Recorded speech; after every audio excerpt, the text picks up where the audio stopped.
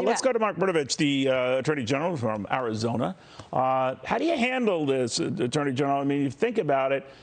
In California, they're blaming the retailers. In Chicago, they're blaming some stores that aren't doing enough. There's got to be a simpler way to focus on this problem. What would it be?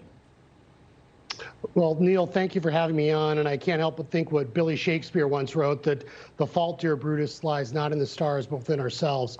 The problem is in states like California, in fact, most of the states in the country, they've increased the threshold of crimes property crimes they will prosecute.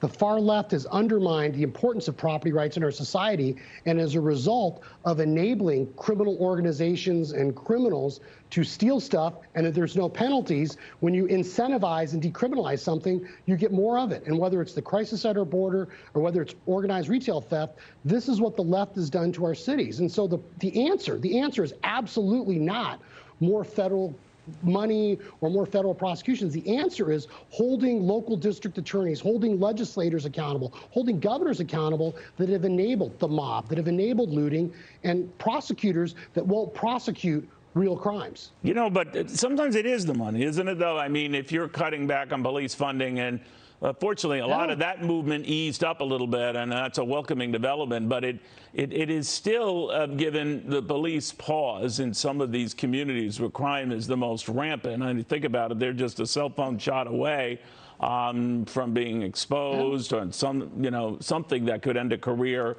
or worse. How do you deal with that? Well, Neil, I was a gang prosecutor. I first started, and I was a federal prosecutor. And so I have worked with law enforcement at all levels. And I've never seen them this demoralized in so many places. And whether it's the unconstitutional vaccine mandates, or it's lack of resources, or it's public officials undermining law enforcement, it's a very, very difficult job. You never know when you're going to return home to your families. And so when you have communities like Chicago, Cook County, San Francisco, these large cities run by leftist mayors, Democratic mayors that don't care about public safety, that demonize law enforcement officers, that will not allow prosecutors to prosecute crimes, the end result is you get more criminal activity. And this is nothing new or novel. We saw this in New York City when James Q. Wilson and the broken windows theory was something that helped crack down on crime. And so the reality is, once again, is if you allow some lawlessness, you're going to get more and more lawlessness, and then you end up with violence. And so, there was a time when tourists in San Francisco had to worry about, getting maybe pickpocketed at the mall. But now the entire mall is being knocked over by organized criminal gangs. Do you think if you got rid of this feature where you're going to steal up to $1,000 or $2,000 worth of goods and not have to worry about being apprehended, if that were to stop, like tomorrow, what do you think would happen? I think that's a big part of the problem, Neil, is a majority of states have increased the threshold on what constitutes a property crime.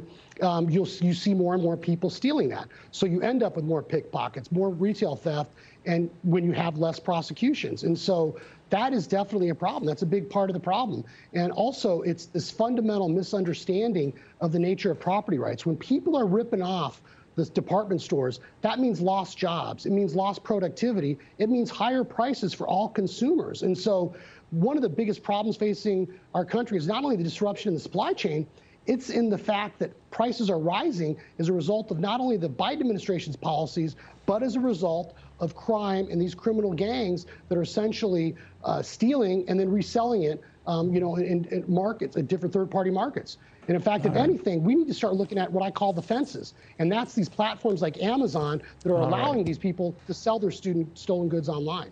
Yeah, bears watching, as you say. Mark Brnovich, the Attorney General from the state of Arizona. The Dow Jones Industrial is up about 97 across the board for the market averages. We'll see after this.